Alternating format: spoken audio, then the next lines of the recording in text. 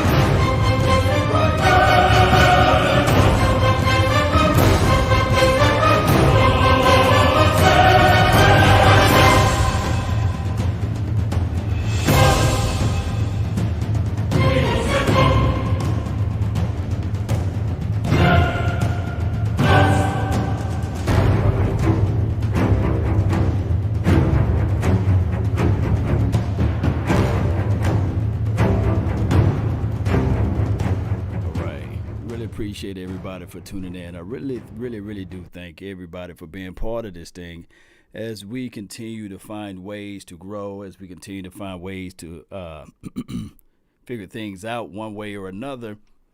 We got to talk about life in general, right? We got to talk about what's going on with the NFL. They did approve the NFL versus the NFLPA. They did approve some underlining guidelines as relates to everything opposed to what we think. And that approval is basically the NFLPA has approved to play football, to get to the nuts and bolts of everything. And from here, we will see the NFL start on time. Let me repeat, we will see the NFL start on time. And I really appreciate everybody from my Facebook page over to my YouTube page. I really appreciate everybody for help growing the page there. I can't say this enough, but one day at a time, one movement at a time, brick by brick, we stack these things together. Then we will look up and we will see that we're talking football. All right, so with that being said, Cowboy Nation, expectation talk. We got to talk a little bit about the expectations. We got to talk about the reality of those things. We got to talk about how this will affect. Will this pandemic be a major thing? Will people be able to play for like with no reservations? That's the main thing. Will people get out there and say, okay, regardless of the situation, regardless of the fact, regardless of this or regardless of that, how can I better my best? And will the NFL look at it like this? Whatever you do this year, will they sweep that under the rug or will they put that out on the forefront? I need to know those type of things because here we are. It's in the middle, I guess, right before the training camp start. So it's the middle of decision makings. Do people say to themselves or players say to themselves, okay, we know that this situation, I got to think about my family. I got to think about my loved ones. And some people looking at it like, man, I've never been affected by it. I don't see no issues with this. I don't see any faults with this. Let me just stand back and fall back because I know for sure, I flat out know for sure that this type of money that's coming in will be generational for me. Change everything. Those are things that we really have to think about. Marvin, really appreciate you. Georgia, really appreciate you, as well as Eastside Harrow. I see you over there rocking the Texans over there. Shout out to you, though, man, even though they the Texans. And sad that we won't see the Governor's Bowl this year. But I was looking forward to that. And this was, week one that we were to have or to play the Chargers, what have you. And then week two, shout out to you, Ready Red. We were going to play the Ravens, so we're going to bypass all of that. The Chiefs was going to be like a dress rehearsal game. Cowboy Nation, we was going to look at that game as a test to see where our starters were going to look like against their starters. So, unfortunately, that does not exist, right? That will not exist because we bypassed all of these things, especially this game right here, the Dallas Cowboys versus the Texans, and that was the Governor's Bowl. But we bypassed all of that, and we're heading right into week one. Week one, the Dallas Cowboys versus the LA Rams. Now, here's the thing. That game, although it's the first game of the season, according to the NFL, that game is on par. It's up to schedule, meaning that they will play week one. Dallas Cowboys at 7:20 p.m. They will play. Kid Roscoe, he says no notifications. I understand, Kid Roscoe. It is what it is. I normally do not go live during this time, but while I have time, I like to share this time. And you know how this thing goes. But I really appreciate you for tuning in, and thank you for being part of this thing. So here's the situation. We're playing against an explosive offense, meaning that we're playing against a team that's really going to be having everything. They're going to showcase everything. They're going to try to run it up on us, right? It's a home game for them. One can argue and say, well, technically it's a home game for us, but by it being no fans in the stadium, right? By it being the way that it's structured, by it being the way it's going to set up and everything that we can see, it could be a situation that it's just the players and the coaching staff and maybe close relatives that's from the players or what have you. I don't know how they're going to uncut this thing or cut this thing all the way up, but I can say that our defense will be challenged week one. Do anybody have the stats? Maybe you can post this down in the comment box once the video is ended or what have you. But do anybody have those particular stats of this? I'm about to say St. Louis Rams, but the LA Rams offense for the last 4 years or the last 3 years. I think they're still top 10, right? Regardless of how you look at it, we're going to have our hands full. I'm going to go down all of this complete list for the Dallas Cowboys. Gomez says, will we have Jamal by then? Jamal is a storyline that would never go away, right? Jamal Adams is a situation where, as we look at it, we can say it's an Earl Thomas 2.0. It's a heightened situation. Let me bring up this point. Everybody loves movies, right? Jessica, you love movies, right? You know, shout out to you, Georgia. I know a lot of people love movies. And in certain movies, they depict certain characters, the antagonist and the protagonist, or they depict the good and the evil, right? You know, people pick those type of things. And the craziest thing of it all is so close to life, right? Before we dive into this content, let me see if I can pull up an illustration. Let me see this picture here. When you look at it, you have Charles Woods, Xavier, the professor, Magneto is the antagonist, and then you got Xavier, on one end. Now, one can argue that one is for the good and the other is for the evil, right? So Professor X was a guy that looked at everything from a positive aspect.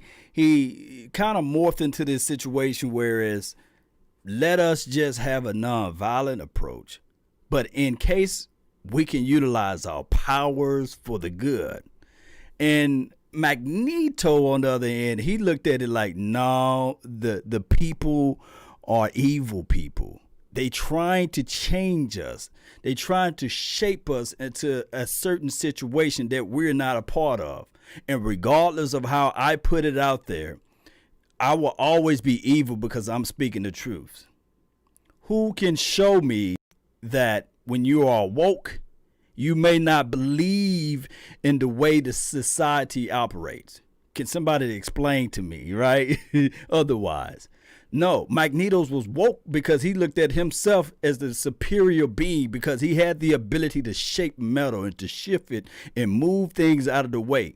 Magneto had a weakness, and it was Xavier Charles right here. I said Xavier Woods earlier, but y'all know what I'm saying, right? Charles right here. Every time I think of X, I think of Xavier Woods, not the wrestler, but the player that plays on our team. But we look at these things and we look at these contrasts. Contrasting is good, right? Contrasting is always something that we will look at and say, well, I'm Team Xavier. Or you look at somebody and say, you know what, I'm Team Magneto. Depending on what happened in your life spell, right? Depending on what happened through your course of life or through your course of actions. And what I'm trying to say is that both of those guys were pretty much right. And both of them was wrong in a sense. Why was Professor X wrong? Well, you guys remember this lady named Jean Grace or what have you. She was a powerful mutant, what have you. But he wanted to squeeze her power down so it can fit his viewpoint of the world. One can argue that she was so powerful that she eat whole galaxies or she eat whole planets, what have you. And that's where you get this, the Phoenix or what have you and things like that and beyond. But what I'm trying to say is that contrast always sells, right? The good versus the evil always sells. So when you look at this situation with Roger Goodell, why do Roger Goodell despise, or why do Roger Goodell pretty much don't get along with Jerry? You know, why those two guys are at war with each other? It may be like to us common folks, I'm gonna just call us common because I don't know nobody. The minimum salary of Roger Goodell last year was $45 million. So if you're making $45 million, man, let me know in the comment box. But that was his minimum salary last year. He walked home with $45 million, and the guy with the glasses on, Jerry, walked away with probably billions, right? We don't know his gross number of how much money he made last year, but it's in the billions. Like let me know if I'm lying. So what happened here is the guy that made billions tried to take the $45 million away from Roger. Regardless of what we look at it, regardless of how we spit this out, Roger Goodell will always be somewhat, somehow, one way or another, mad and upset and angry and trying to get back at the guy that makes the $1 billion, although he works for the guy that makes the $1 billion. You see, boy, oh boy, oh boy. Shout out to you guys, man. The Rams are a phenomenal team, and this is from Jesse. Yeah, really appreciate you. I'm going to be sick and tired of Jamal Adams' story. This is from Jonathan. Yes, we're going to be so sick and tired of it, but it continue to go on and on and on. But it's a contrasting story, because when we look at it, we can say to ourselves, well, think about this law. He did come out earlier today and said some negative things about his owner, said some negative things about his coaching staff, said some negative things about how they operate and how they proceed and how they do this and how they do that, right? So what's going to happen collectively is that eventually they're going to try to get something in return from him, because he's already selling in the water. Now, Le'Veon Bell came out and said, wait a minute. He's only acting this way because y'all have not paid him. So when I said on my video, I said, is it about the respect or is it about the money?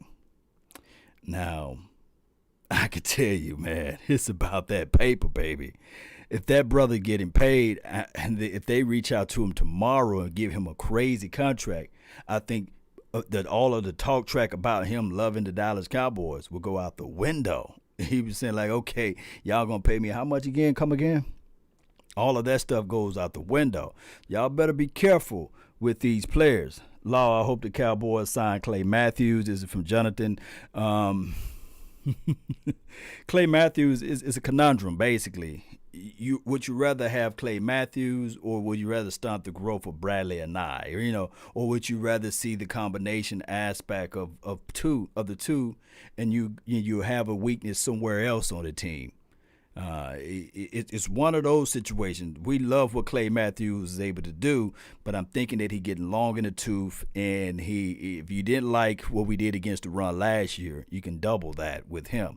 Now, I think he had, 5 or 6 sacks last year. Y'all can put down Clay Matthews' stats, but the reality of it is that we're going to hurt somewhere trying to pick up something elsewhere, right?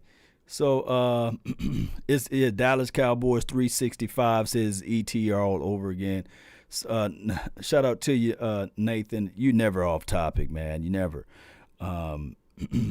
Let's see what else we have. A Ghost Killer, no matter when they were acquiring. Yeah, I feel what you said. So what I'm trying to say is, with this Rams team, week 1 is always a situation where we have to be mindful that offense will be, is that McVay's 3rd or 4th year, Cowboy Nation? Yeah, can y'all help me out? Because normally, offense is really clicking their 3rd year. Normally, when everything get their pieces in order, is it 3rd year or 4th year? Let me know. Let me know. Yeah. I feel you what you're saying. All right, so I'm going to stroll all the way down to number 2, week 2. This shout out to you, David, man. Really appreciate you for subscribing. Week 2, we face the Atlanta Falcons. That's back-to-back high-powered offenses. Back-to-back high-powered offenses, right? $45 million here. Yeah, Jamal, yeah, it's a lot of money. So high-powered offenses back-to-back. Off the top of my head, I can really say that I hope Todd Gurley do not come and play, but we never shy away from people really playing out there on the field. We want to see them at their best, and this will be a home game, I see. So that game, when we think about it, they have the Todd Gurleys. They have the number 11, who's long in the tooth. Julio, he's getting long in the tooth, right? And they got a Calvin Ridley. And I like to tell a lot of people this. Matt Ryan, like week 1 through 6, he's phenomenal. He's not injured, in the sense he's fresh. So we will have to really jump out and be ready. We will have to really take away what they do best and shut down one side of the situation. If it's the running situation that they're trying to do, shut that down and force them to be one-dimensional. And I don't mind it being a high-scoring game as long as we can match back-to-back. And on top of that, if we can figure out a way, because really the home field advantage at this point, by it being nobody in the stands or what have you, I don't know. This could be just like, okay, whoever get the momentum, I don't know if they're going to pump up a crowd noises. Is it going to be the same when the offense have the ball? Will it be the same when the defense have the ball? I don't know how those things work. You guys can help me out if possible. Yes. Jonathan says the Washington team changed their name to the Washington team. That's the new name. That is crazy. Yeah. yeah. I'm trying to be respectful to people. I'm not trying to say the R word, basically, because it offends a lot of people. But the Washington team is changed their name to the Washington team, basically. And that's just how it goes. So what's going on? Is this season happening? This is from Eli. Eli, you late. Eli. Eli, this season, according to the NFLPA, according to the information that's out here on Twitter land, and according to Ian Rappaport and Tom Pelissero, I think that's how you say his name, they have agreed to begin the season on time. And these are people that that's commenting under here, Some people are happy. Some people are upset. Some people are looking at this thing and saying, wait a minute. So it says, Rachel says, let's play football. And she whispered it into her man's ear, and her hair sticks up, So it's so many things to think about, and a lot of people are happy, basically, about this, but there's still reservations. There's still something that can happen catastrophically, that can happen to stop the season from occurring. But we right now can take anything as positive news and stretch it out and continue to be mindful of those things, right? We can say to ourselves, okay, all right, let's just be happy for the moment. There isn't going to be a season. Some people are still pessimistic about it, and some people are. Calm down, son. So these memes, man, if you ever want to have a good chuckle, man, go to Twitter and just type in NFL and just get ready for it, right? Can't wait to see Sunday Night Football. I don't know whether or not they're going to allow the cheerleaders to do their thing. We don't know whether or not that's going to be possible. But we can look at everything and say, yeah, right now, people are happy. People are tired of being in the negative cycle of news. People are looking at this thing and saying, okay, when can we get some good stuff? When can we get some positive stuff? Shout out to you, Sally. Really appreciate you. Thank you so much for making your donations, and I appreciate your love and adulations for this channel and this network. Will D-Law play this season? Or not? D-Law, don't Cowboys, or shouldn't the Cowboys basically sign Clowney? This is from Jonathan Durbin. My thing is with D-Law, if he don't play, if he do play, he got to do and figure out what's best for his particular family, what's best for his wife, what's best for his kids, his unborn child. He got to do what's best for them, and he got to look at it like this. I'm a multi-millionaire. If I die tonight, if I'm dead and gone, I will set back and put some things back. But I still want to see my family, or I want to see my wife. We want to grow old together and these type of things. That's probably be his perspective. And he said, if I don't play another down in football, I'm okay. I'm set for life. But on the flip side of it, someone probably like a Dorrance Armstrong, who have not earned his paper yet. He's going to get paid, or he's making more money than I can count, for crying out loud. But Dorrance Armstrong might be looking at it like, yes, quietly cheering within himself, saying, yes, I'm going to go out there and I'm going to play. I'm going to try to get this thing going for my family so I can get that multi-million-dollar contract. Or somebody like, I guess, a Rondell Carter, or somebody like a Joe Jackson. Those boys, they looking at it like, man, I'm going to take advantage of this opportunity. I'm not making $10 million a year. I'm not making $15 million a year. Is it really $21 million a year, right? That's what D-Law is making. $21 million. I'm sorry. Can I be real with you guys? I mean, if I get $21 million check tomorrow, I might just shut it down for a couple of days. I still talk to you guys. You know what I'm saying? I might call my office and be like, hey, when this pandemic is over with, don't worry about me. I put the badge already in the mail, baby. I'm gone, But these guys, $21 million is nothing to him, basically. It's more so to do with, hey, my unborn child, my wife, I want to be down the line for him. Now, the situation with Clowney, the situation of going out there possibly getting Clowney is out the window when Dak Prescott signed that $31 million contract for 1 year, that franchise tag. We got no coins. The rest of our money need to be sitting here signing the rest of our rookies. And we may have $3 to $5 million left, and that's that's me being optimistic about it, right? Now we can go in and do some devil deals, meaning that we go in and we restructure some people contract, extend them, spread that thing out and squeeze, and maybe we can look at it from there. But I don't know. I don't think that that's the right angle. I don't think that that's the right move, basically. It goes all the way back to the truths, right? Let me pull up this thing right here. I love trying to give you guys these analogy.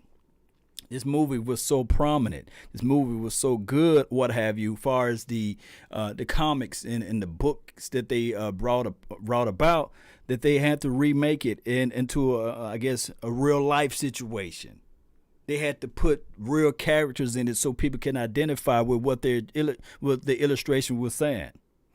On both ends, you got the good versus the evil. You got one believes in mutant freedom, as they should walk around and be who they are, and one believes, hey, we should be incognito. We should help the weak. We should help. We should also be understanding of how they feel. And that's Xavier, Professor X. On the movie, on the picture, one of the greatest lines that Magneto said is that I forgot which X-Men this was. It could be part 1 or it could be part 2, but he said they wish to cure us.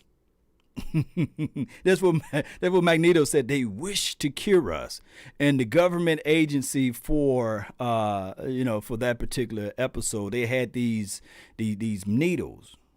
It was like vaccinations that they weaponized it and they put it in guns, and they would shoot it at the mutants, and they will become normal. They will become regular human beings. And what Magneto didn't want is he didn't want all of his mutant rallies to get hit with that cure, because he felt like it was like a line of extermination. He felt like it was a way to erase them from the planet of Earth. And he always looked at it like this: my powers is my ability to show my greatness, but my powers should not be something that you should look at it as being shameful of. So that's why he said that line. They wish to cure us. So he was woke, right? So people say, hey, stay woke, law, stay woke. Well, he was woke, so he didn't want them to cure him.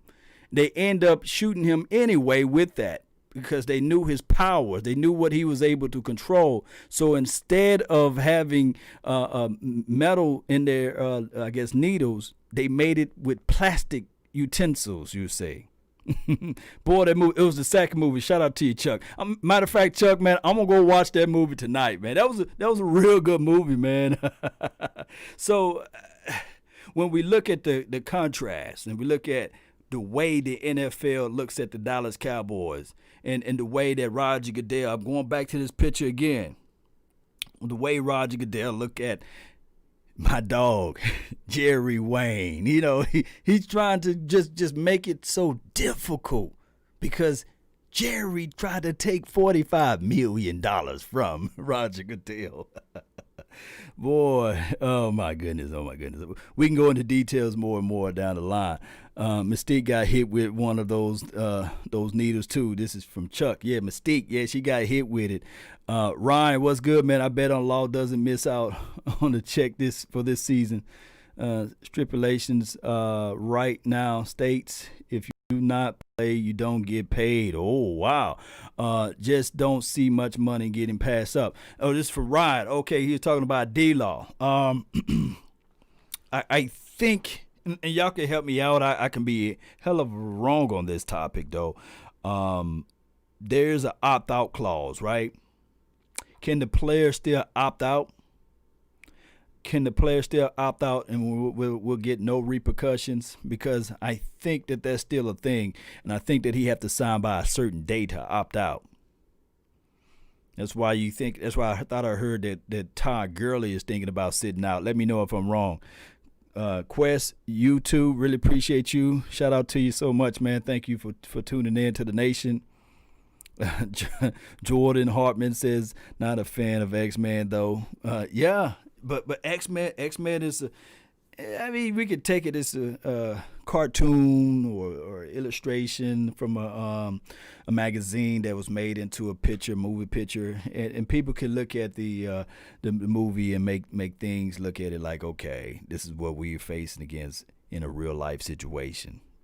But I'm woke though, Be careful what you wish for, right?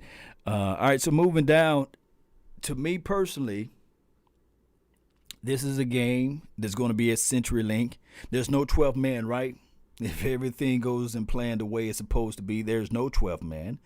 So it's the Seattle Seahawks. So when we get to week 3, what will our record be by the time you get to week 3? What will our record be? Somebody says 3-0, right? Let me know.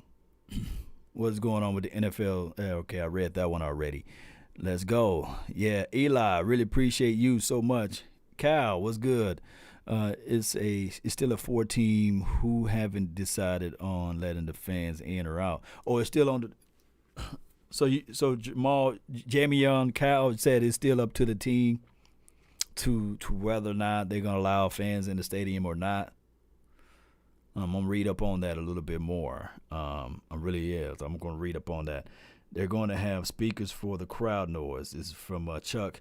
Yeah, but who's going to elevate the speakers? Who's going to say, okay, now it's time for the Cowboys to cheer, or now it's time to drown out, the opposing team.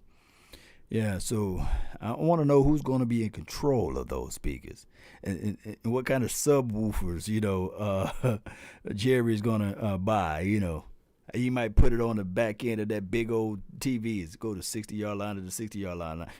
That big old stadium is what he called it. Where you going subwoofer is going to be at? Go shake the ground, make it feel like an earthquake, right? Jordan says, you think we're going to be 2-1 by this time? This is week 3. Oh, okay. All right, so what I'm going to do is, let me see if I can do this right quick on the fly. And give me a few seconds while I do this. Let me open up the phone line for your mind. Is that okay with you guys? Let me see if I can open that up. And that way you guys can give me your thoughts on everything and see how you guys feel about the season being open, the season being ready to play. What kind of positive message you got out there for people, what type of situations you're going through in your life and things like that. All right, so 682-214-4087. We're live like 95 here on The Nation. We just going over the list. We going over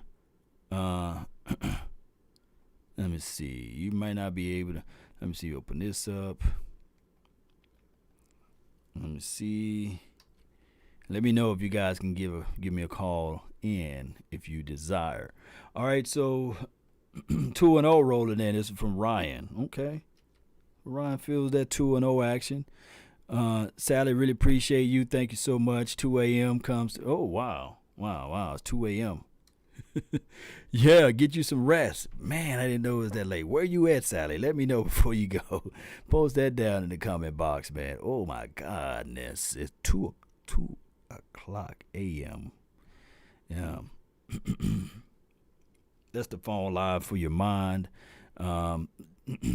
With that being said, let me go back over here. So I think we'll beat the Seattle Seahawks. I think we'll give them a run for their money. They're not going to be able to push that 12th man stuff on us, and I think that we can get there. I will say this. Their offense is potent. They do a good deed of running the rock and passing the ball with play action. They got a quarterback that can get out of the pocket, squeeze, get around, and do some marvelous things out there. So that should be a chess match. So we would have to be really ready for that. 713, you're live. Oh, yeah. You know who this is. Eastside. What's good with you, man? Talk to me. Oh, man, just hitting you with a little dose of reality, man. I've been hearing a lot of people use the excuse why Dak didn't get signed for. They've been saying it was COVID-19. Okay. I want to ask a question. Do they not have COVID-19 in Kansas City? Was COVID not in Kansas City? Maybe they got the vaccine or something, and they just didn't tell nobody. I don't know. Because they broke off a $500 million contract, and I think they had COVID. I might be mistaken. I ain't been to KC. But I think it's COVID over there. And It's they didn't all have no problem. over the world, right? I thought so. Yeah. I thought COVID was around when Chris Jones got his deal. COVID was around when Derrick Henry got his deal. COVID was around when all these people got broke off. So I don't want to hear, COVID. Who is giving you these excuses of why Dak Prescott have not signed because of the COVID? Oh, man. Man, you know I'm all around in these delusional caliber chats. And, hey, wait a minute. Watch your mouth now. Watch your mouth. Oh, man, yeah. But I just hear the COVID excuses. COVID flu. Well. Here's the situation. You know, Pat Mahomes is a different type of animal. I think that the Kansas City Chiefs looked at the situation differently, and he said that it pretty much, hey, I want a deal that's player friendly for my contemporaries. And they did a deal that was player friendly. Now they did offer Dak Prescott a 7-year contract deal, but they didn't. They tried to squeeze him. They tried to squeeze him lower than what it was rendering of what the market says. So what happened here is in September they kind of looked at everything and said, okay, well, here's another offer. And one of the things that Dak Prescott do not do is negotiate during the season. So that could have been a situation there. And 3 or 4 weeks after that first initial contract, the price of that contract went up because Todd France looked at it and said, okay, Dak Prescott is balling out. Remember, he was an MVP type of run. For the first 3 weeks. they were saying it, man. They were saying it. I can't make this stuff up. Man, Law, come on now. Hey, man. Where am I lying? Did you hear it? Did you hear it? Am I lying though? You know. Let me know if I'm lying. Did they put him in there? Yeah, did they put him in that after those first 3 games. Yeah. That's all I'm saying. Giants and Washington and Dolphins. Yeah, he was in that MVP race. Man. Right. Go ahead. Reality hit. Get out of here, man. But go ahead. Go what you said about the other deal. Hey, man, that's all I wanted. I just tired of hearing the COVID excuse, man. Hey, it wasn't COVID for Patrick Mahomes. Dallas is the most valuable franchise. They got the money. It's just, do they want to spend it? And, before you run, what's the storyline with your quarterback, with your number 4? Man, it's in the works, sir. It's just a matter of time. Okay. We'll see. We'll find out if he get his 3-year contract. Hey, man, if that man want 3 weeks if he want to get a new deal every 3 weeks, they're going to acquiesce to him because he's that guy. When you have that guy, the man, he makes the call. You say, sir, what do you give him a blank check and you tell him to fill it out. We will find out. You just signed the back. We will find out, my brother. That's what you do with the good guys. We'll find out, fam, man. Really appreciate you for calling in. Thank you for being one of the first people that was in here today, too. All right. Appreciate you. Salute. East Side, man. East Side calling in all the way down there in Texas. Houston, Texas. I should ask if he's okay out there because I heard a big old hurricane and something like that is going down that way. Shout out to Always a Lady. Really appreciate you so much. Shout out to you. Really appreciate you for tuning in to this thing. Millionaires and billionaires haven't missed a cent. Ain't no COVID for them. This is from Lamar Odom. Shout out to you, Lamar Odom. Dre says, we thought that the 2016 Quest U2 to be real. That's very likely, but we don't really know. I don't know, Tell him, Law, this from Kid. What's up, man? I try to tell him, man. If Dak Prescott win the Super Bowl this year, Dak Prescott contract will go up. I guarantee you, if he win the Super Bowl, Dak Prescott can probably demand 50. He can be like, hey, I got a Super Bowl. I bet it on myself. I want 50. I think that a third of the chat in this community box would be like, yeah, give him 50, man. We got a Super Bowl. It took us forever and a day to get there. So, but we can talk about it. And I don't want to hear the asterisk talk, about, hey, this is a half of a year, everybody's not here. They can't get their faculties together, So it will be competition, survival of the fittest. Y'all have seen that video that I put out. So it is what it is. Isom, what's good, man? As far as slow as a slow start, law, yeah, Dre, I feel you, man. Ventura, really appreciate you, man. Thank you so much for tuning in. Well, let me jump back over here to this list. Remember, the phone lines for your mind is still open, and we moving on to week 4. Week 4. All right, so off the top of my dome, they do have 2 dynamic wide receivers, Odell Beckham Jr. and number 80, right? Juice. What's his name? Y'all put it down in the chat box, man. I forgot his name. It's at the tip of my tongue. And they do have Mayfield. I think this will be Baker Mayfield's 3rd year, right? 3rd or 4th year. Let me know, Cowboy Nation. Is this Baker Mayfield 3rd year? Normally, quarterbacks turn the tide or turn the corner in their 3rd year, and this could be a dangerous year for them. There could be a situation where they get everything going, and this is going to be a whole new playbook, right? But normally, football begins to slow down a little bit for you, and you can see some growth factors. So, the offense, once again, high powered. Defense, once again, is something that we will have to really look at. Defense is something that we will have to say to ourselves, how can we really, turn the corner on them? Or do we run right at them? Do we pass the ball over? Do we pass the rock all over on them? What do we do in those fashions, right? So that's something that we have to think about there. So let's move on a little bit further on down. The Cleveland Browns. I think we'll still get that W, though. Just thinking about it, and then we'll play another division foe, right? The Giants. This will be at Texas Stadium down there in Arlington. This will be a game that we will see. Good old Coach Red Ball on the sideline, and I think that we're gonna give him our best fight ever, right? Week 5 next month. It's a new month for us. October the 10th, October the 11th. We'll be ready. We'll be ready, right? Jordan Hartman says 11-5. Yeah. Hey, my thing is, this is a game that we will look at it and say, okay, around this week, we should have all our things ironed out.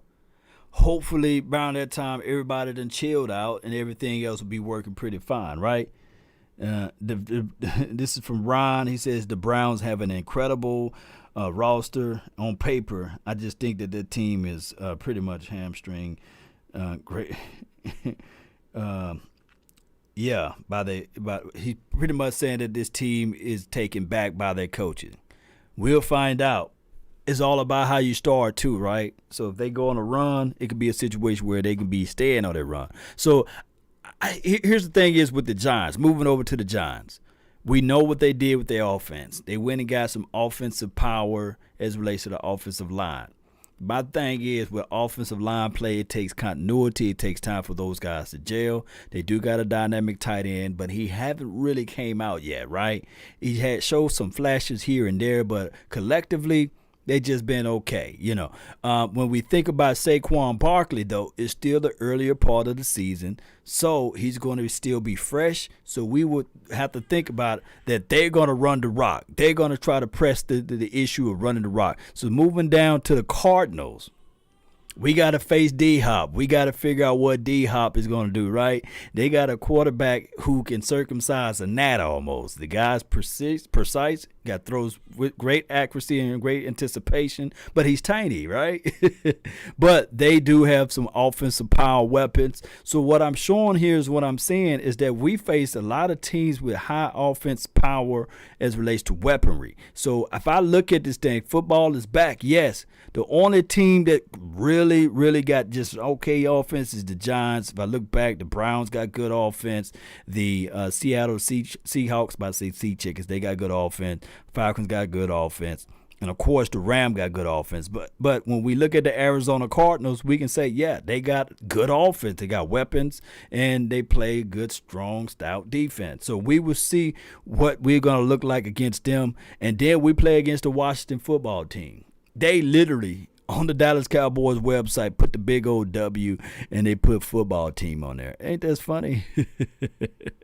And it's a away game for us. I think that we'll come off with this victory, but it will not be an easy one. Their defense They if you know anything about their head coach, he brings the flavor as it relates to defense. If you think I'm lying, just go all the way back to the previous times we played the Carolina Panthers.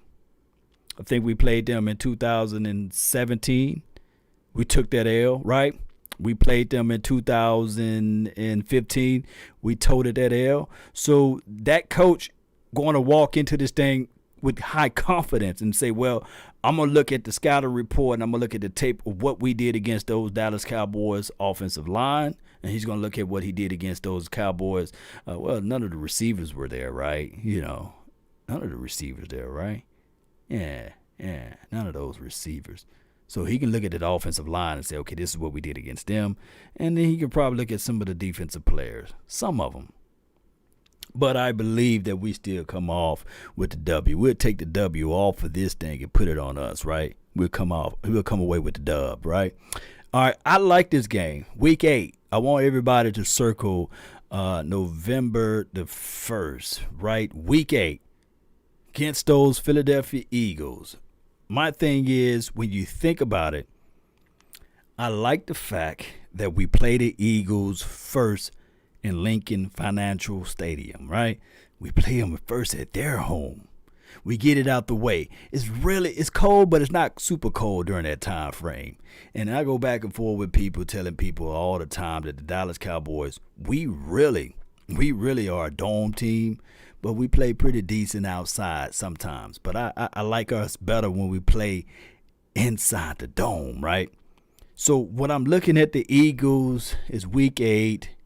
It's a game that they talking all of that stuff. But I'm looking for revenge, right? We know what Carson Wentz, if he's available during that week, right? We know what Carson Wentz bring to the table. We know that he's going to try to utilize the middle of the field with those tight ends. Occasionally probably try to pass it to the ball to the outside. I don't care who they go get for the wide receiver on the outside. Their recipe is shuttle passing, small smoke screen passes, and deep passes in the middle of the field. Bootleg, yeah, they do that every now and then. But 9 times out of 10, they use those small little dump-off passes to their running back, and he scoots and get upfield. Screen passes, right? That's what they do. So they do have weaponry as it relates to Rager and the other kid. They got a track squad, basically.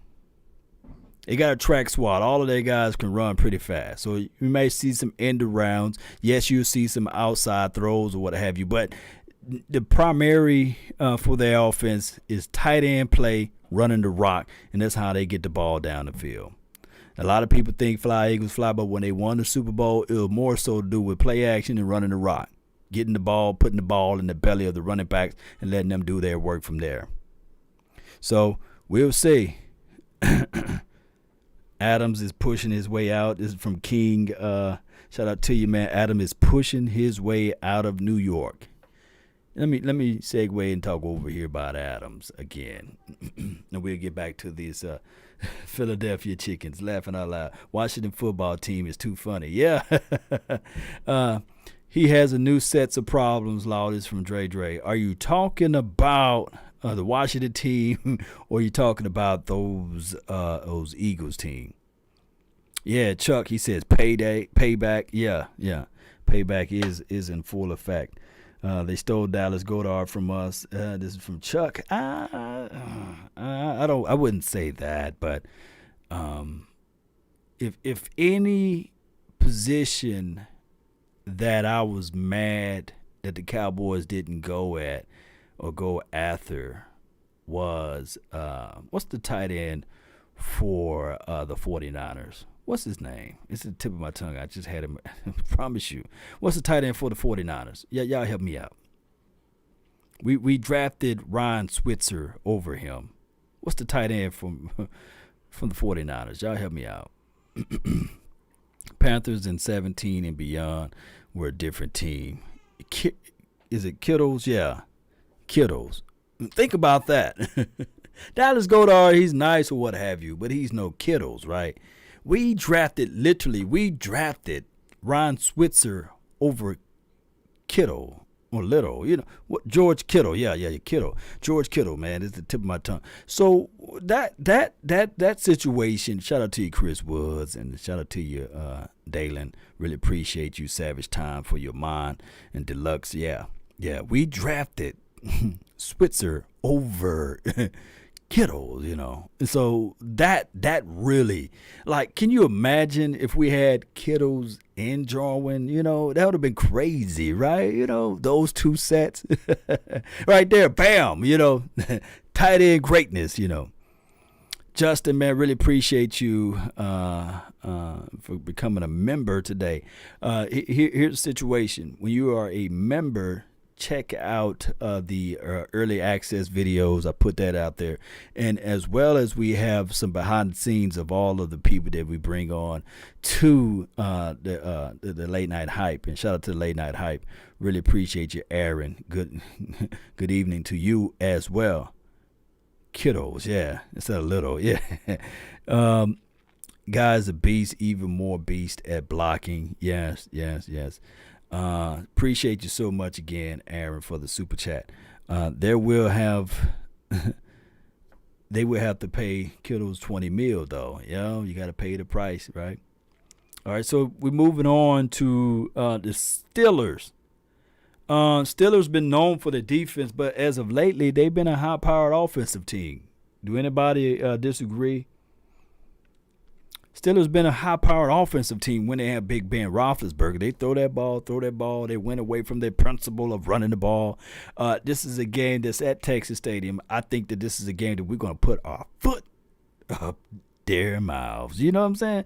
We're going to really bring the heat for them week 9, so that's a dub for us, man. Then we have a bye week. That's a dub for us because I think everybody in our division going to lose that week, right? That's a dub for us.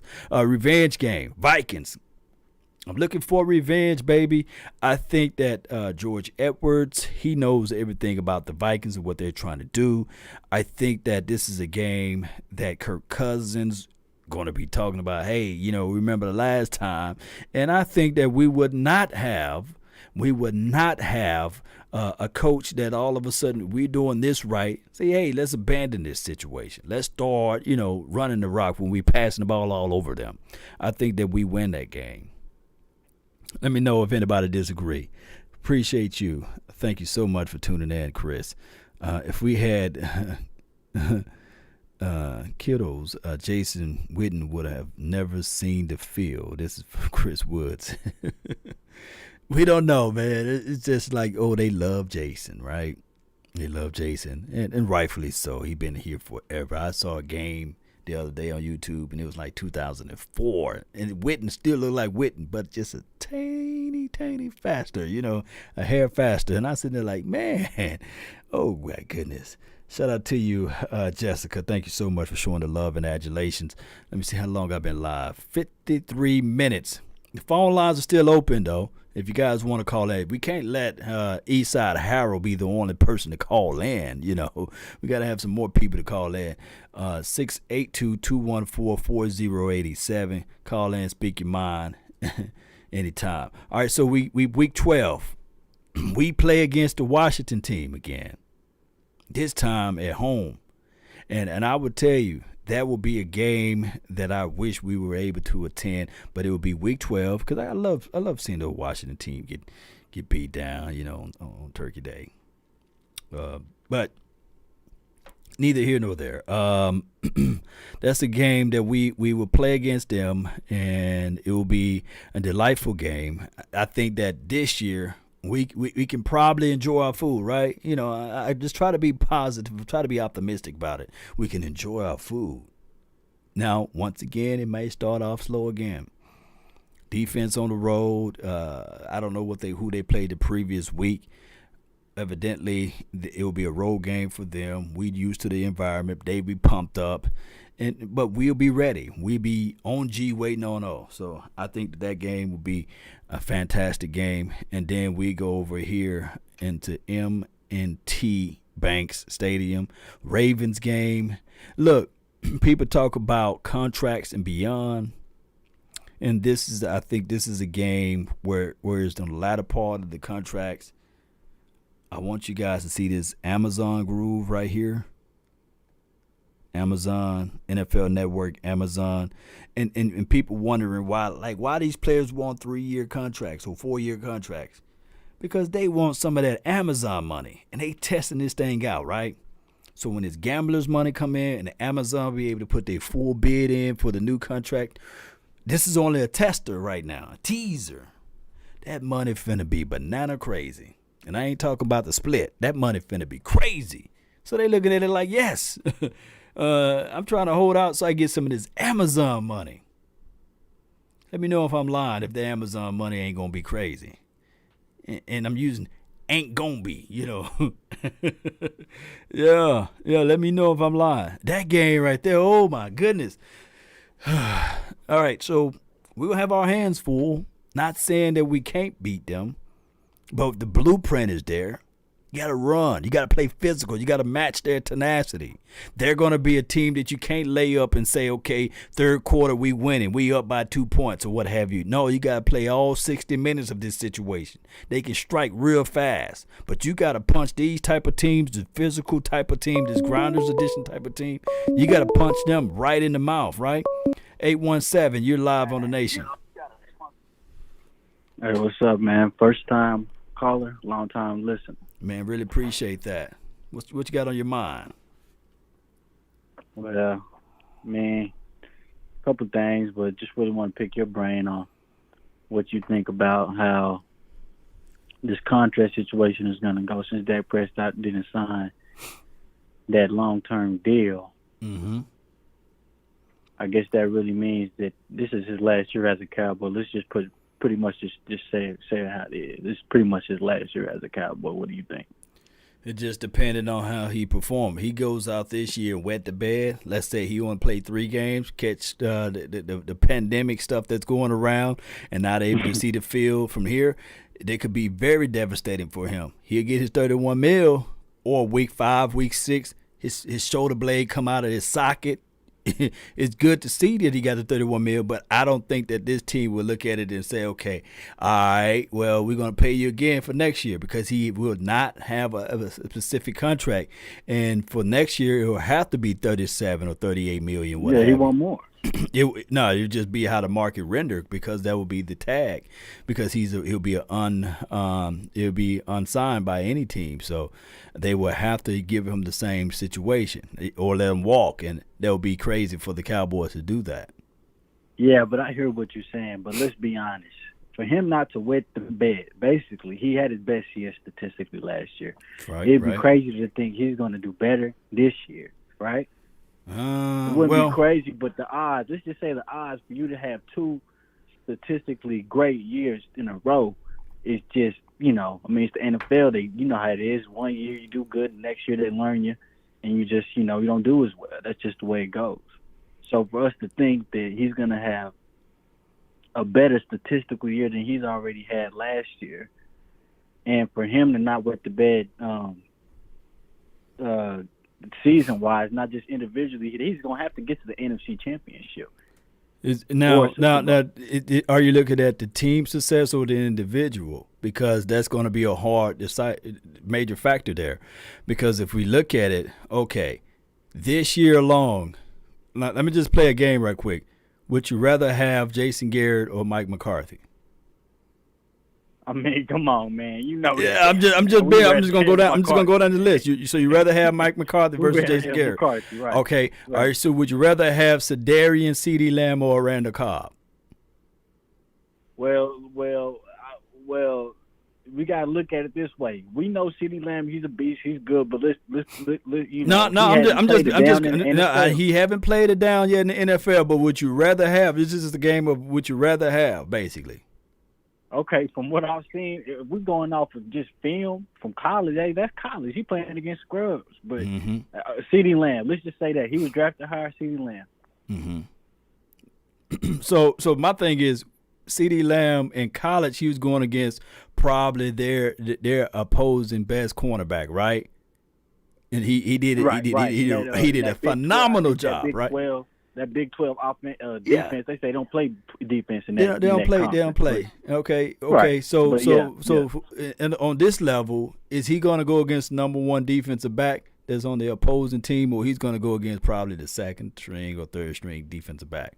Yeah, he gonna waste the third string because we got Galloping. Right. So Gallup and Cooper, they're going to be eating because they're going to be fighting for their respect because they're going to be facing the number one cornerback. Because I wish if they try to roll coverage and say, okay, we're going to put the number one cornerback on Sedarian and we're going to leave Amari Cooper with the twos. I would look if leave Amari Cooper with the twos, I would love. See, it's like a pick your poison situation, and I know I would sound homer because it's just going to be nothing but positive messages for you, because at the end of the day, I would rather have, because with my natural eyes, me and Big Game James, we was out there in training camp, and we didn't see Jason Witten do anything out there. We was like, man, he looking slow and hard.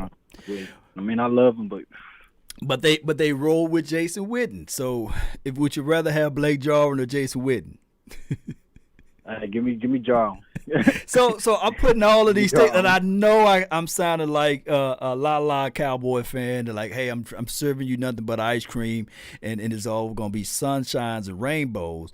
But I'm thinking that if Dak Prescott is throwing to those guys opposed to who he threw to last year, I think that he's going to have a better season, and this is going to be a better situation for Kellen Moore because he's no longer a rookie offensive coordinator. He's seen some things, and he's got a guy that's going to be in his ear, and I think that they can draw up some better plays. Right. I get all that, but I'm just thinking that, for Dak, he's going to either want more money or he's not going to perform to where they feel like he's going to need as much money. Because I know for sure, he's going to want more money. His agent that he hired in California, wherever. That man is just known for getting money, and that's all he sees. He don't care nothing about the team or whatever. He just want his 10 or whatever, 2%, whatever they get. Yeah. My thing is this right here, though. I think it's his last year. I just look at it like this. He can't ask for the same money, right? Right. So that's what I'm saying. He said, "Hey man, give me the 33 contract now. Give me the 35 now. No, you can't put the toothpaste back in the tube. He gonna have to go. He gonna have to perform to a level, and I think it's sad because we look at it and we saw it, and that was the only reason why I was upset. People thinking that I was upset and mad about Dak Prescott not getting his money because I wanted him to get this outlandish contract. No. I look at it like if you signed a man to a 4-year contract, it's better for the team because we wouldn't be worried about, hey, how can we get this extra money for Jamal Adams now? Or how can we get extra money for Everson Griffin or even Clowney? That money will be there because he signed to a long-term contract. But I felt like the team, I'm not trying to be on the team side because, they always try to say that the fans are always going to side with the team. I love Dak Prescott, but I feel like he should have made more of an effort to try to sign and get the deal done, basically. Yeah. Because the Cowboys, we're known for getting these deals done. This is the first deal we had never got done. It's the last time I remember. Yeah. You play right? you play dominoes, right? You play dominoes, or I be playing, to be like dog. Think long, think wrong. We got to, you think too long, you're gonna be wrong. You're gonna be a wrong move. You're reading into it too much. That's what the Cowboys did. They thought long and it was wrong, and that's just where it goes. How come? I'm just saying though, from the Cowboys' history, let's say from '92 when Jerry Jones started owning the team, or 80 whatever year that he had got the team, right? Yeah. Let's just say 89. All those years, 89. Let's say from 89, every major key, let's say every key person, every key player, he's gotten the deal done. It's not a good sign for it to start. When things usually happen, and one time it's not happening, that's not a good sign. So it's just showing me this one might not. It might be one of them ones that's just never gonna get done. Well, let me just tell you this. You're right. In the history of the Dallas Cowboys, Dak Prescott just made history, right? He's the first player first quarterback to play on the franchise tag, right? First quarterback to sign a franchise tag for the Dallas Cowboys, right? And he would have to make double history because every quarterback that played under the franchise tag, you're right, they eventually went to another team. So he would have to make double history. So let's go for the history with Dak Prescott. If not, then in order for the Cowboys to go out there to get the Trevor Lawrences of the world and the other kid, Justin, whatever his name is, I think it's Fields or what have you, the Cowboys have to ultimately wet the bed entirely. I mean, talking about tanking. And this team and Mike McCarthy cannot allow that because Mike McCarthy doesn't have that longitude and latitude. And I think that Andy Dalton can at least get you still 10 games.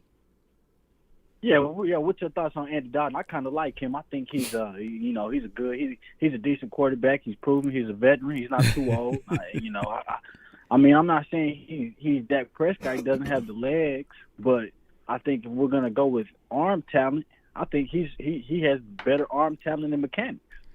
But he doesn't give you that dual threat. That's the problem. My thing is the tape. When I look at the film, he had about 3 pick sixes last year, right? Three who we talking about? And Andy, he passed the ball, and it wasn't strong enough to get to the outer edges there, and the opposition was able to capture the ball and run it all the way back. Majority of Cowboy fans would not remember that because it didn't happen in primetime TV, nor did it happen over here in Dallas land. But the moment you have a pick six, Dallas Cowboys fans would never forgive you of that. They would always say, hey, man, he can't pass the ball. So my thing is with Andy, I love him when he played at TCU. I think that here's the situation with him. It's an old wait and see because I'm not gonna count him out. I'm not gonna say that he's worse or he's trash or what have you. But I think that he's a hell of a backup quarterback for right now. He knows the West Coast system because he played in it. And let's see what Mike McCarthy, because on one end, I can't be over here saying that, okay, Mike McCarthy is a quarterback whisperer and he only whispered to Dak Prescott. I'm not going to be that guy, So hopefully he's able to whisper to Andy and be like, hey, whisper to him and get him passing the ball right, But don't sleep on DiNucci as well, though. Oh yeah, I just feel like Andy Dalton was a good backup plan, and I really feel like the Jones and them, that family, I feel like they really have faith in that Andy kid. So we'll find out. Dak Prescott is really, we're gonna find out. But I'm just saying Prescott, and let's be honest, he this past couple, I ain't saying he's breaking down, but the injuries have been kind of tacking on towards the end. These last 2 years, I think he's been getting, a couple nicks here and there, and who knows this year he may just finally get that. God forbid. I'm not trying to wish. I know you're not going wood, but I will say this: people didn't understand the value of Tony Romo until he was injured. A lot of people were like, Romo was the guy that said the Tony Ono, and then he got injured one year, and people were like, man, I can't wait to go back to Tony Romo because these quarterbacks suck, and that just happened. A lot of people do not know you until you're gone. I will say this: Dak Prescott last year had 2 injuries. He had a thumb situational, the thumb, and that was against the actual monsoon game, right? Remember that? Yeah, the monsoon game. The Patriot game. He didn't know whether to wear the glove, not wear the glove. Do I go like Mike? Do I do like Michael Jackson? Do I don't do Michael Jackson? Yeah. So, he had 2 pivotal injuries, though. He's starting, the injuries are starting to add. As much as we like to say he's durable, let's be honest. He's a man. He's a human being just like the rest of us. You play in the NFL long enough, you start, doing backflips into the end zone and getting hit and, getting sacked 8 times in a game. That adds up. We will find out, fam. Man, what's your name, man? You up in here? You got some good content, man. Talking back and forth with me with this. Oh yeah. My name on the YouTube is Mr. New Flame. New Flame. I usually always, Mr. New Flame. I'll be in the comments sometimes, but a lot of times I just like to hear you talk when I'm doing, anything around the house or whatever. I just like to put it on the background when I'm driving to work. You got some good commentary. One more last thing I want to pick your brain on. What's your thoughts on Zeke, man? Because if we being honest, if we just want to be really, objective fans, he ain't been the same since year one. I don't know if it was the women or if it's that court case, but he ain't been the same since that rookie year, man. That burst, it ain't there. It's never been there since that first year. I ain't seen it. Well, here's a combination of everything, man. Ezekiel Elliott is a wild animal, man. That boy is a wild animal, man. That's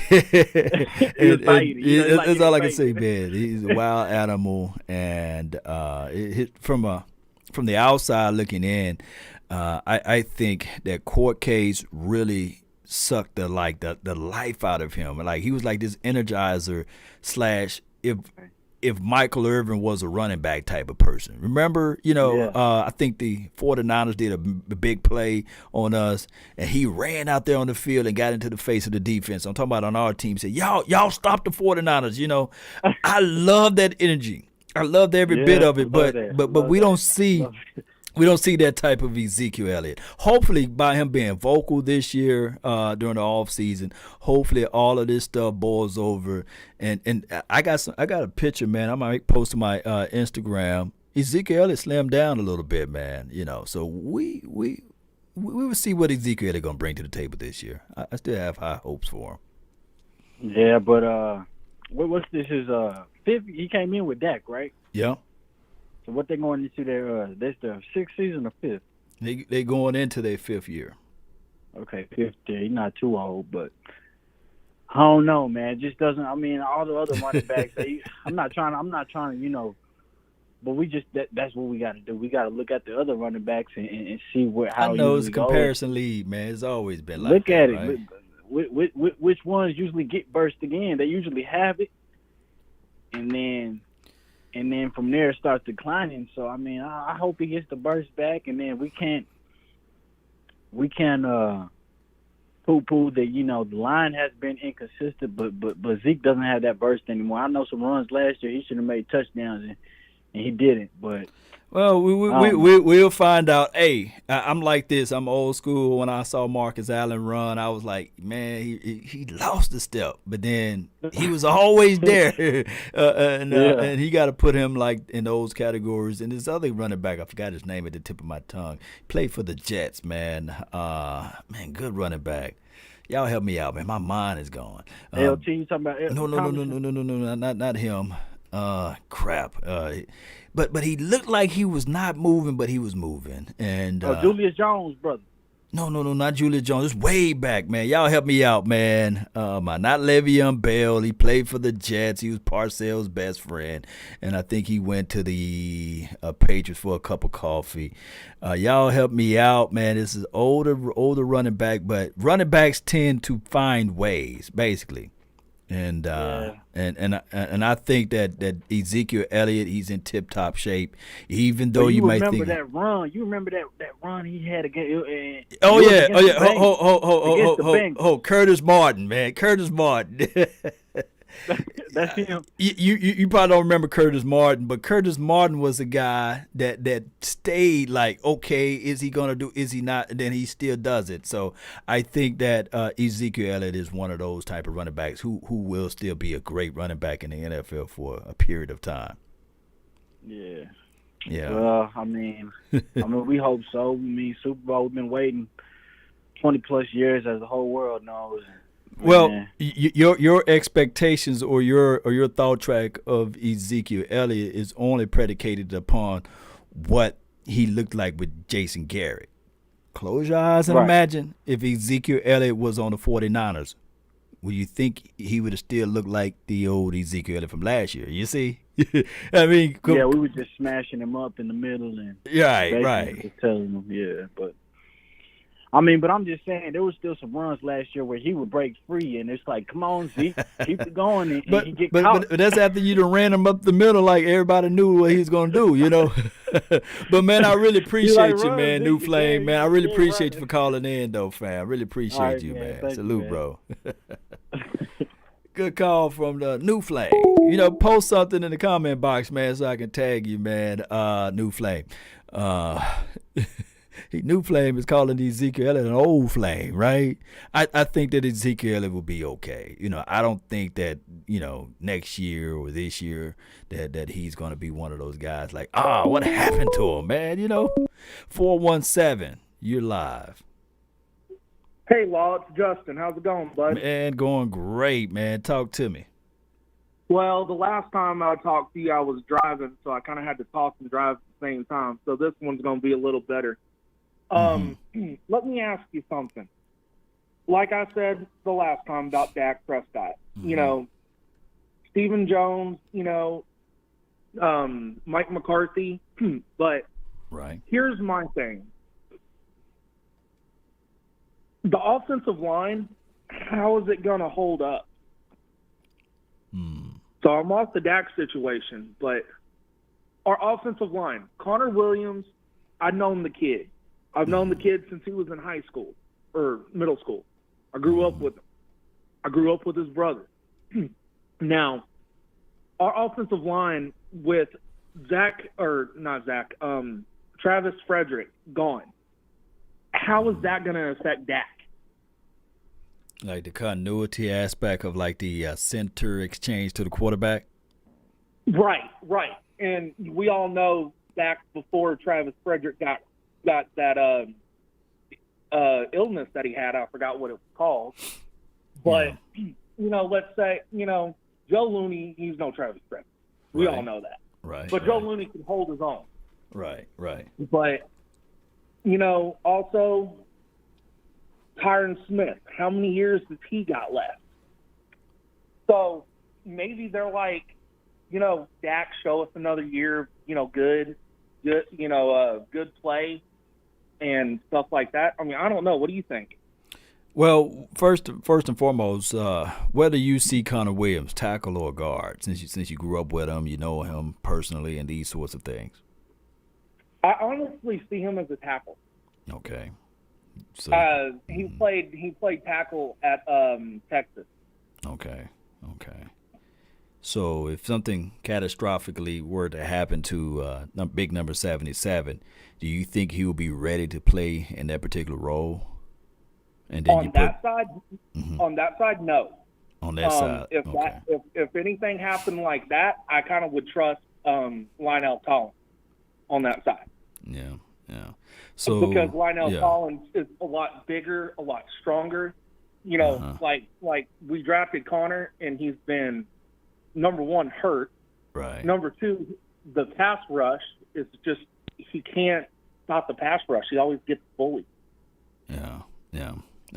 Only reason why I say that because we do got Connor McGovern. We do have Looney for just a cup of coffee, right? And we still have Zach Martin. I think that Zach Martin is the staple piece on this line, and you would have right tackle La'el Collins. Now, I'm not a big fan of flipping a guy all the way from the right side to the left side because that's a different world, right? Muscle memory, everything is shot. Technique, form, all that stuff you can throw out the window, and you would say, well, damn, I got to go through a whole nother growing pain again, and you might well cancel the season almost. So I'm with the belief that I'm thinking that I'm glad that Travis Frederick announced that he's gone. He didn't wait until today to say, okay, I no longer want to play football. I think that Tyler Biadasz is a hidden glue to this situation, but we have to be cautious and bring him on slowly. He's going to have to get he's going to have to hit that weight room and get those powers up under him, and he had to be ready for it, because he's still a little light. I see him; he's okay in certain situations, but I don't like him in all situations. If I can put it in those factors. Right. Okay. Now everybody was talking about Ezekiel Elliott, right? Mm-hmm. How he doesn't have the burst, how he hasn't had the burst for a few years, and I just like you said. I was listening. I honestly do think that suspension, 6-game suspension, when he wasn't expecting anything, because they were like at first, hey, there's no reason to suspend him. He didn't do anything before or after he got in. This all happened before, so it's just all bull crap. But we know how the league is when it comes to that stuff. And I think that and then plus the contract situation has really screwed with Zeke in the head. Yeah. And I think that this year he's probably got, you know, a little slimmed down. Because, you know, when you're in Cabo, are you really thinking about working out? Oh no, man! You know? You working really out, but you're doing your deals, but you're not doing it up to par. Yeah. Yeah, you know what I mean. So, so everyone says he was working out in Cabo. I highly didn't see that because he looked freaking huge. But yeah, that's the thing about Zeke. And now everyone was saying, CD, that guy was talking about how CD Lamb hasn't played in the NFL. Well, I will say in a few years, and quote me if I'm wrong on this, he may be the number one receiver for us within the next few years. Right now, he's going to play in the slot because he's like our third best. But with everyone saying, you know, Cobb has played in the NFL. Well, yes, he has, but he's also old. So, you know, I would definitely take CeeDee Lamb over him. Right. And then everyone's saying Andy Dalton. Can Andy Dalton move? I think that he becoming a statue a little bit. Yeah, he's kind of getting there. You know, he's not as nimble as he used to be. Right. So here's what I'm saying. Everybody's like, Andy Dalton, you know, can play. Well, yes, he can play, but is a pocket quarterback what this league has come to? No. I mean, look at the Patrick Mahomes. Look at the Lamar Jacksons of the world. You know what I mean? Look at all these mobile quarterbacks. That's what the league is coming to. Yeah. I mean, you're right. I mean, would you disagree with that? No, I would not disagree with that, you know. But, you know, some people defy those things because we still see Matt Ryans of the world. Tannehill can run. I can't put Tannehill as a person who can't run. So Tannehill can run, but he don't run as often. But we do see Tom Brady, you know, still making his noise out there. But I like the way DiNucci glides in the pocket, you know. So I like the way he did against his particular division, his conference, or what have you. So if I'm saying that Mike McCarthy is a quarterback whisperer, maybe he can whisper to those two as well. But I think that Dak Prescott is the quarterback for this team, though. And I do too. Even though we didn't sign him this year, which is really screwing with my head, right? Because I'm just like, oh my God, I don't trust Andy Dalton. You know, to win. I mean, Andy can win like maybe 6 games, if that. True. Because, you know, he is older. But yeah, I mean, I just thought about that. And now the other thing is, what has my worry is also DeMarcus Lawrence. Has he made a decision yet? It's going to be a situation where I don't know if it's a deadline to sign or opt in or opt out of that situation with the NFLPA, or whether or not you're going to play or not. You know, I don't know whether or not he's going to sign or not. I don't know. I just don't know. I think that he got his money, and I think that he's thinking about his newborn, you know, child or newborn child right now, and he got a lot on his mind. You know, and he's in the same boat as Russell Wilson. Russell Wilson's wife is also due for a child, so he's questioning, you know, the health and thing for them too. So I get that. Now, let's say DeMarcus Lawrence misses, you know, the season. Who do we bring in for, you know, what we got? You know, what is that going to do to the salary cap? Are we going to be able to add somebody else to the mix? That is a good question there, because now we got to look at it like this. We don't have a lot of money to play around with. You know, I think we're going to have like $4 or $5 million. So I don't know. Maybe we find somebody off the streets. Maybe we say, David Irving, hey, you want a cup of coffee? You know, I don't know. It's a crazy situation. Yeah, and it is. Now, what I was thinking is, what is Everson Griffin looking at? Like, what does he want? Last I checked, he wanted Robert Quinn's money. So, okay, so that's out of our range for sure. Because I know Clowney's looking at a 1-year deal, $10 million. But What do you think about Clay Matthews? He worked under Mike McCarthy before. Right. He would be a cheap option. That will be a cheap option. Like I said earlier, it'll be like, my goodness. It just depends. Do he want veterans minimum? Do he want $6-7 million? I don't know what he really want or what the market is rendering for him. I can say that with this particular system, it will be a situation where he can probably come right on in, but it could be a situation where this is a determined factor because we still need to see from Dorrance Armstrong. We still need to see from Rondell Carter. We still need to see from Bradley Anai. We still need to see from Alden Smith. Do you roll the dice and say, okay, let me get a defensive edge guy who can play flex as linebacker as a Clay Matthews? I don't know.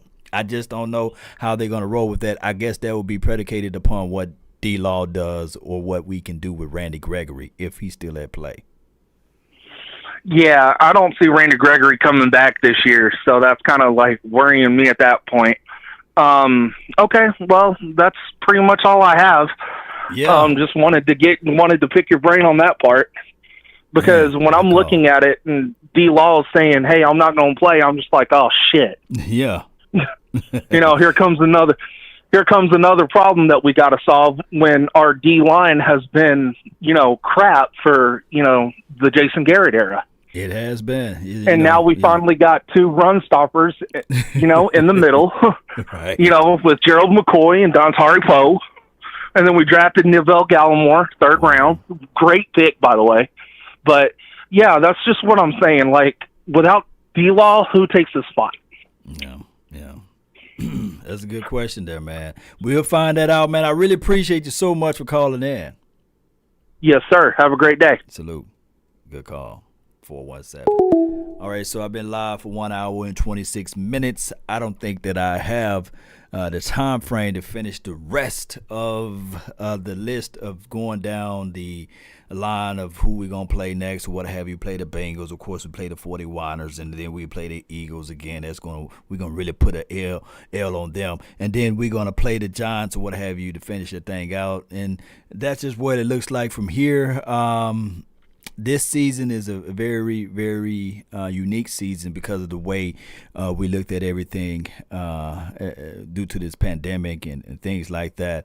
I just want people to understand the phone lines are now off, but I really appreciate all of the people that call in. I thank those who made the donation to help grow the nation. I'm going to wrap this thing up. Don't forget to hit that like button, share this content.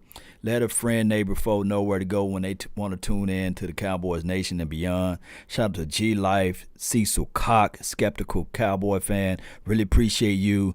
Deluxe, man, thank you for being part of this thing. And shout out to Aaron for making the donation earlier. And thank those who made the contribution to the Cash App and PayPal. I got to say this, Cowboy Nation. Let's continue to grind, take this thing one day at a time, and let's go get this Super Bowl like Albert says over here, Albert Romo over there on the Facebook page. Really appreciate you. Speak it into existence. For those who think opposite of us, don't worry. Those convinced against their will is of the same opinion still. My optic here, or my objective here, is not to change your mind, but only to speak my mind, right? Speak my thoughts, speak my truths, and we keep things rolling. We all don't agree with each other. We all don't look alike, right? We all come from different backgrounds and beyond, but majority of those that's here, we love this team. We don't like this team. We love this team. We have strong love and adulations.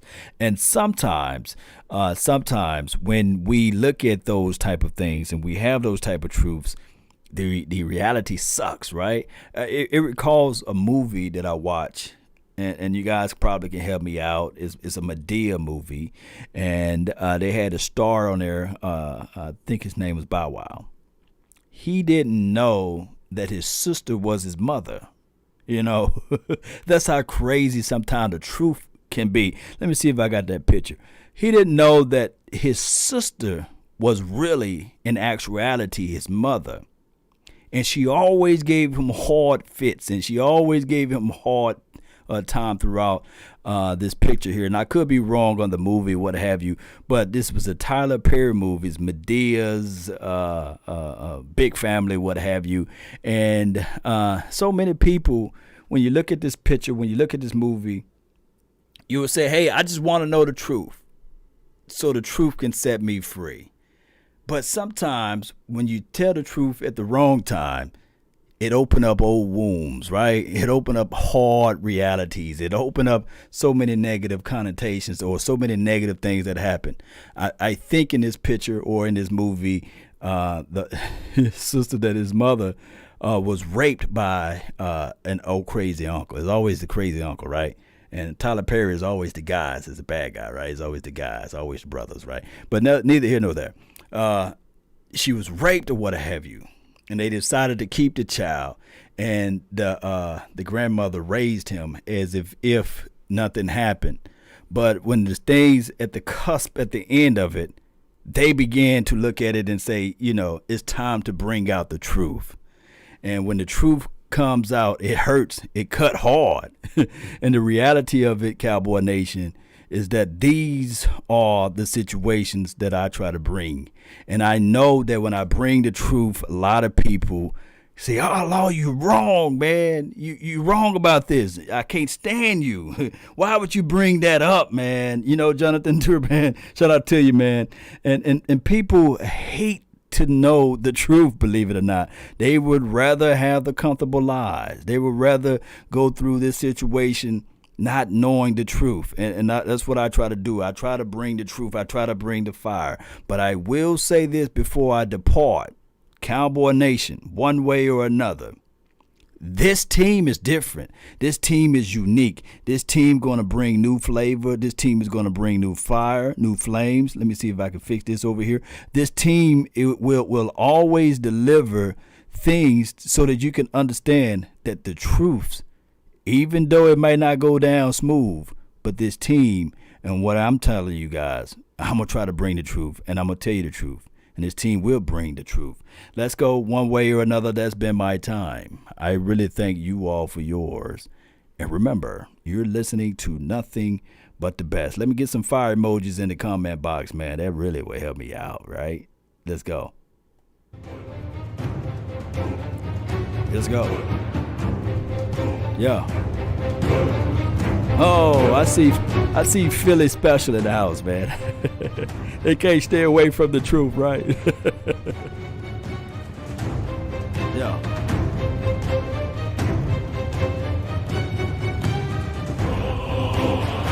Yeah. Let's go.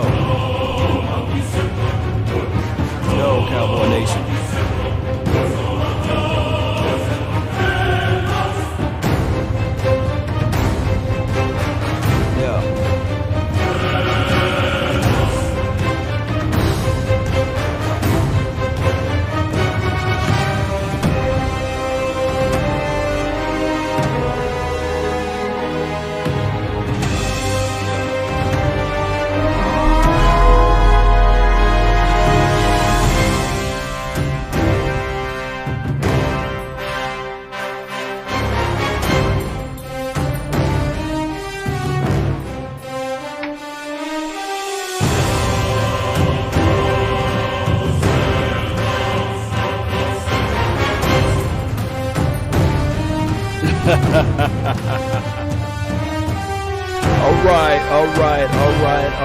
All right.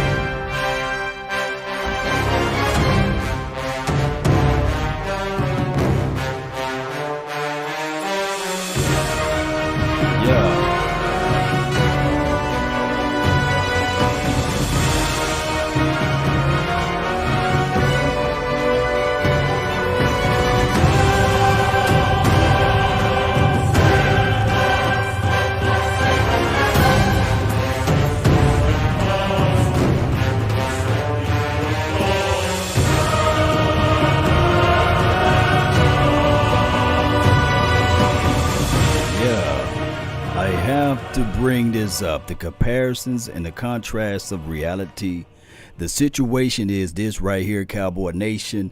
The moment that we think that we're down, the moment that we think that we're out of this fight, the moment that we think that there's nothing left in us, right?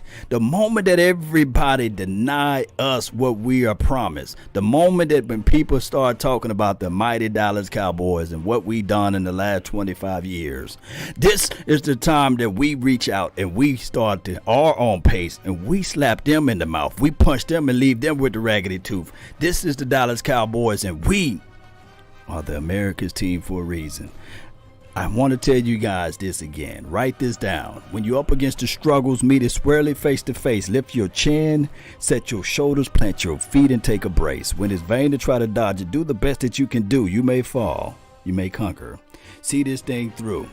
Black may be the clouds about you and your future may seem grim, but don't let your nerve desert you. Keep yourself in fighting trim. Even hope may seem but futile, then with trouble may be beset. Remember, Cowboy Nation, you're facing what other legends have met. To keep your head high, eyes through the finish, see this thing through. Let's continue to grind and shine. That's been my time again. And remember, you're listening to nothing but the best. Let's go, Cowboy Nation. Let's go.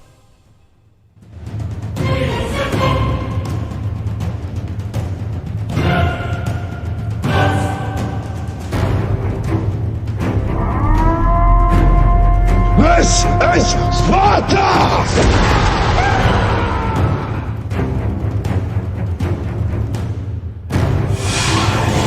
We're out, baby. We're out. Let's go.